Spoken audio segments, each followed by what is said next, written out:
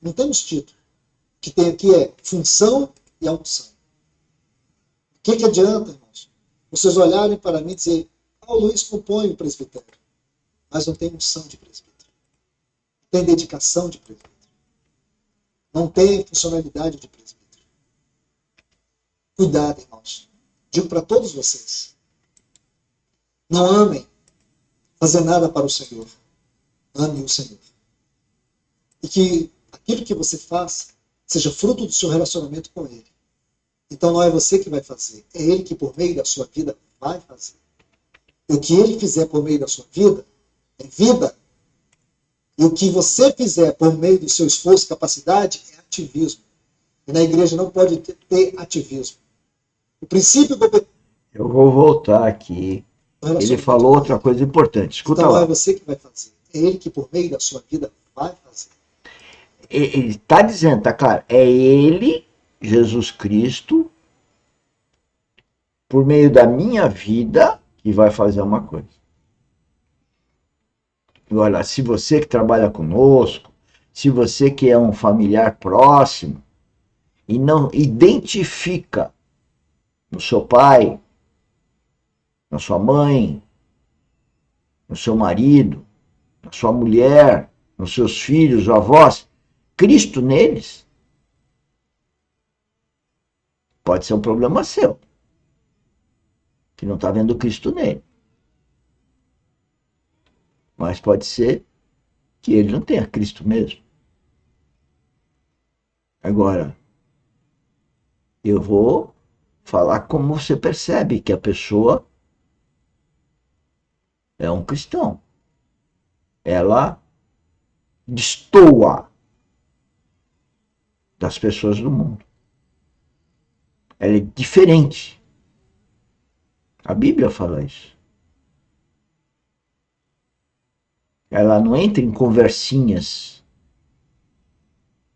O foco dela é Deus, é Cristo, é o Espírito Santo. A família dessa pessoa é a família de Deus. Ela não vai ficar com coisinha nheco-nheco com a família. Ela quer levar a família para a família de Deus. Ela é diferente. E geralmente essas pessoas são tidas como normais, loucas, fora do centro. Pronto. Tá aí a dica.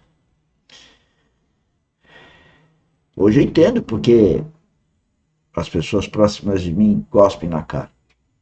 Desrespeitam. Mas é uma coisa afrontosa. Antes eu ficava triste. Porque achava que eu era o problema. Agora eu continuo achando triste. E tenho misericórdia porque a pessoa não vê Cristo em mim. É o que ele está falando. Olha lá.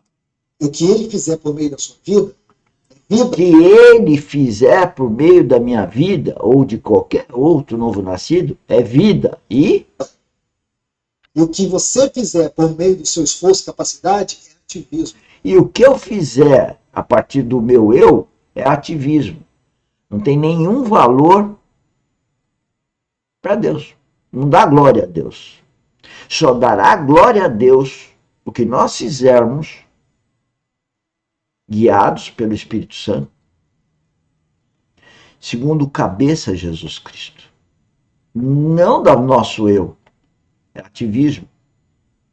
Tudo que eu faço com meu esforço é madeira, palha e feno.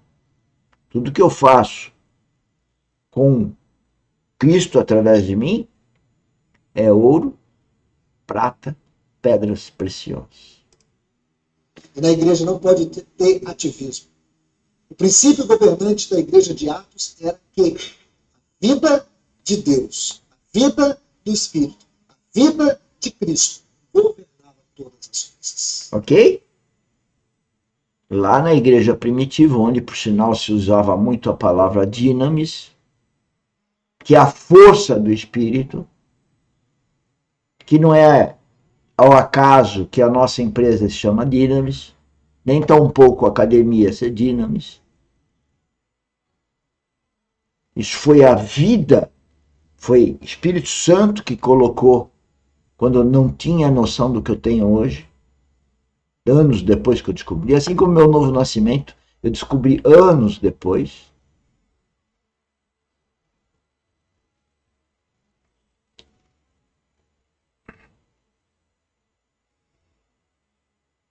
Se as coisas não são feitas, como era lá na igreja primitiva, onde se comemorava todo domingo de manhã a mesa do Senhor.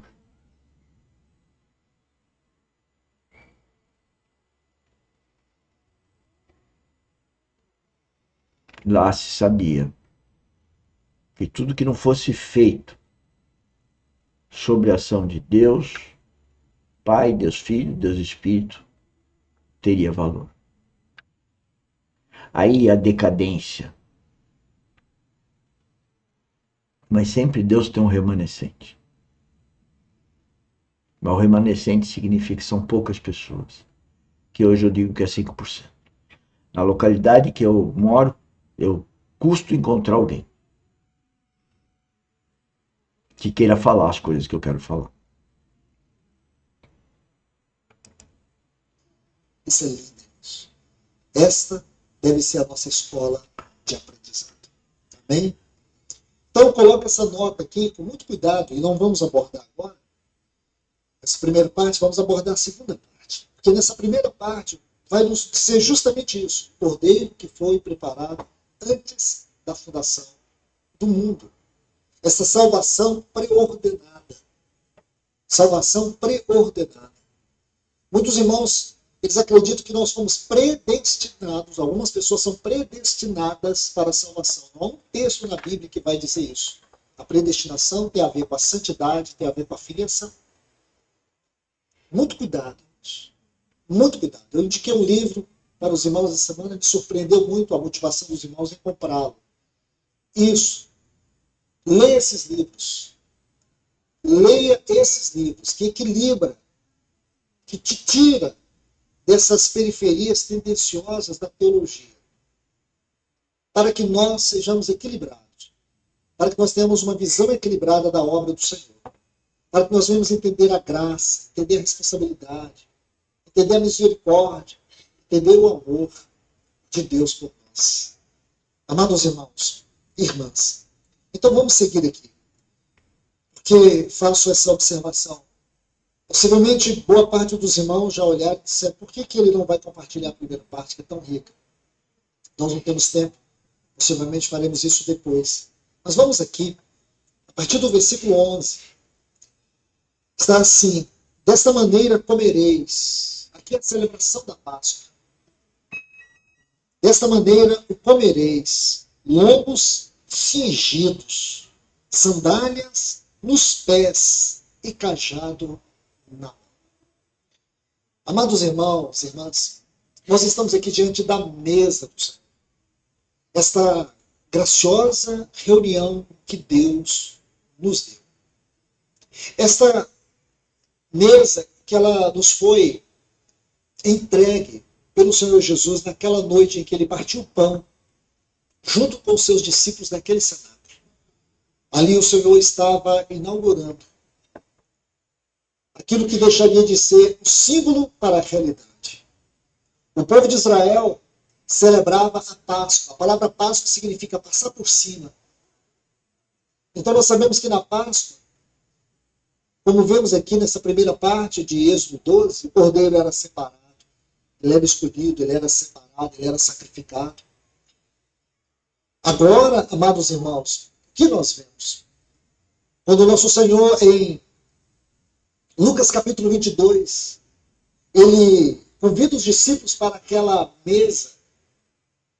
E quando ele dá graças, ele come com eles, ele bebe com eles, ele diz que aquele pão era o seu corpo, que aquele cálice era o seu sangue.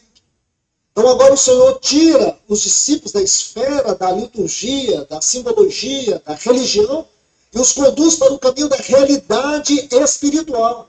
Entendam isso. Aquilo que se torna não apenas um sacramento da igreja, um dos fundamentos da vida prática da igreja.